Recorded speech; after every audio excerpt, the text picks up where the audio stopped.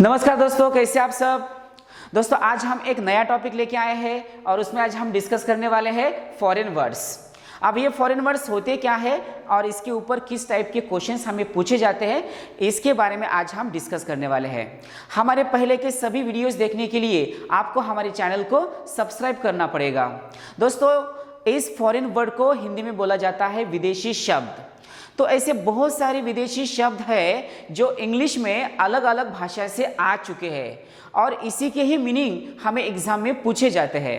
ये दिखने में थोड़े हार्ड लगेंगे, पढ़ने में भी आपको थोड़े हार्ड लगेंगे, लिखने में भी आपको हार्ड लगेंगे, बट धीरे धीरे आपको आदत हो जाएगी, आपके दिमाग में वो बैठ जाएंगे। तो चलिए दोस्तों शुरू करते हैं फॉरेन वर्ड्स। तो फॉरेन वर्ड्स के लिए मैं कुछ हिंट भी बताऊंगा, वो आपको ध्यान में रखना है। चलिए पहला फॉरेन वर्ड देखिएगा कौन सा है। पहला फॉरेन वर्ड है एब एंटे। कौन सा वर्ड है ये? एब एंटे। और इस एब एंटे का मीनिंग क्या होता है? From before. ये कहां से वर्ड आया है? तो ये आया है लैटिन से, और फ्रॉम बिफोर का मतलब होता है पूर्व काल से। आप देखिएगा दोस्तों इसमें ऐसा कौन सा वर्ड है जिससे आपको पता चलता है कि इसका मीनिंग ये हो सकता है। तो यहां पर एंटे ये वर्ड है, तो एंटे से कौन सा वर्ड बना है? तो एंटिक ये वर्ड बना है, और एंटिक का मीनिंग आपको पता है। तो एंटिक का मीनिंग क्या होता है? प्राचीन। तो उससे आपको ये वर्ड ध्यान में रहेगा। तो यहां पर देखिएगा उसका मीनिंग होता है पूर्व काल से। तो कौन सा फॉरेन वर्ड है? एब एंटे। कहां से आया है? तो लैटिन से आया है। इसके बाद देखिएगा दूसरा एक वर्ड है एब एंटिको। इसकी भी शुरुआत एब से ही हुई है, और यहां पर भी एंटिको ये वर्ड है, ये भी कहां से आया है? तो लैटिन से ही आया है। अब इसका मीनिंग क्या होता है? From olden. और इसका हिंदी में मीनिंग क्या होता है? तो प्राचीन काल से। आप देखिएगा दोस्तों इस वर्ड में भी कौन सा वर्ड हिडन है? तो एंटिक ये वर्ड हिडन है, और इसका मीनिंग क्या होता है? तो प्राचीन। तो ऐसे आपको ध्यान में रखना पड़ेगा। उसके बाद देखिएगा और एक वर्ड है एब इनिशियो। यहां पर भी इनिशियो है, तो इस इनिशियो से कौन सा वर्ड बना है? तो इनिशियल ये वर्ड बना है, और इनिशियल का मीनिंग क्या होता है? शुरू से या प्रारंभ से या फ्रॉम द बिगिनिंग, ऐसे उसका मीनिंग होता है। तो इनिशियल से आपको ये वर्ड ध्यान में रखना है। Got it everyone? उसके बाद देखिएगा यहाँ पर और एक वर्ड हम लेते हैं। यहाँ पर देखिएगा बेला हॉरिडा बेला। ये बहुत बार पूछा गया है दोस्तों, बेला हॉरिडा बेला। अब यहाँ पर तीन वर्ड है, यहाँ पर बेला है, उसके बाद हॉरिडा है, और उसके बाद बेला है, और इसका मीनिंग होता है वार या भयंकर युद्ध। ये भी वर्ड किस लैंग्वेज से आया है? तो ये भी आया है लैटिन से। आप देखिएगा दोस्तों यहाँ पर हम किस तरह से उसको याद रख सकते हैं। यहाँ पर बेला है, तो बेला का मीनिंग होता है वार। तो दूसरा भी बेला है, उसी का भी मीनिंग क्या होना चाहिए? वार। और यहाँ पर हॉरिडा ये वर्ड है, तो हॉरिडा से कौन सा वर्ड बना होगा? तो हॉरिबल ये वर्ड बना होगा, और हॉरिबल का मीनिंग क्या होता है? भयंकर। और उससे कौन सा मीनिंग निकलता है? तो भयंकर युद्ध।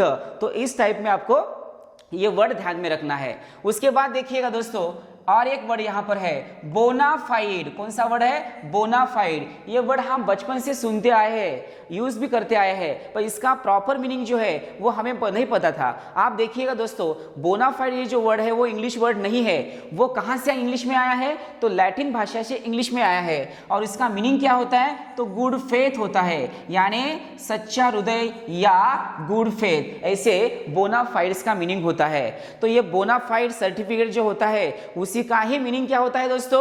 तो इसका मीनिंग होता है good faith. Got it everyone? इस टाइप के हमें फॉरेन वर्ड्स पूछे जाते हैं। तो ये किस लैंग्वेज से इंग्लिश में आया है? तो ये भी लैटिन से ही इंग्लिश में आ चुका है। उसके बाद देखिएगा दोस्तों सेंटम ये वर्ड है, तो सेंटम ये भी कहां से आया है? तो लैटिन से ही आया है। यहां पर एक बात आपको ध्यान में रखनी है कि सेंटम में ऐसा एक वर्ड है, उससे बहुत सारे वर्ड्स बनते हैं, जैसे कि सेंट। कौन सा वर्ड है यहाँ पर? सेंट। आप देखिएगा दोस्तों जहां जहां सेंट ये वर्ड आएगा वहां वहां उसका मीनिंग होता है 100। वहां उसका मीनिंग क्या होता है? 100। जैसे कि परसेंटेज, वहां पर भी सेंट आया है, इसका मतलब 100 होगा। सेंचुरी, यहां पर भी सेंट आया है, उसका भी मीनिंग होता है 100। तो जहां जहां सेंट ये वर्ड आएगा उसका मीनिंग क्या होना चाहिए? तो 100 होना चाहिए। ये बात आपको ध्यान में रखनी है। और उसका मीनिंग क्या होता है? शत या 100 यानी 100, ऐसे उसका मीनिंग होता है। उसके बाद और एक वर्ड देखिएगा दोस्तों कुल्पा लेविस। कौन सा वर्ड है? कुल्पा लेविस। ये भी वर्ड लैटिन से ही इंग्लिश में आया है। तो यहाँ पर एल लिखा है और इसका मीनिंग होता है अ स्लाइट फॉल्ट, यानी छोटा सा अपराध। अ स्लाइट फॉल्ट का मतलब होता है एक छोटा सा अपराध, इसका ये मीनिंग होता है। तो देखिए दोस्तों, हमने जो लैटिन वर्ड्स देखे हैं यहाँ पर, इसके मीनिंग और एक बार हम देखते हैं। चलिए, पहला वर्ड कौन सा देखा था हमने? एब एंटे। एब एंटे का मीनिंग क्या होता है? पूर्व काल से। दूसरा वर्ड कौन सा देखा था?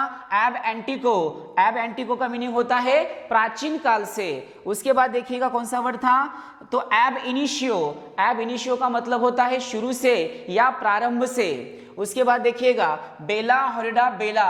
बेला हॉरिडा बेला का मीनिंग होता है भयंकर युद्ध। उसके बाद बोनाफाइड्स। बोनाफाइड्स का मीनिंग होता है गुड फेथ, यानी यहाँ पर सच्चा हृदय। उसके बाद हमने सेंटम ये वर्ड देखा था। सेंट का मीनिंग ही क्या होता है? 100 होता है, इसलिए सेंटम का मीनिंग होता है 100 या शत या 100।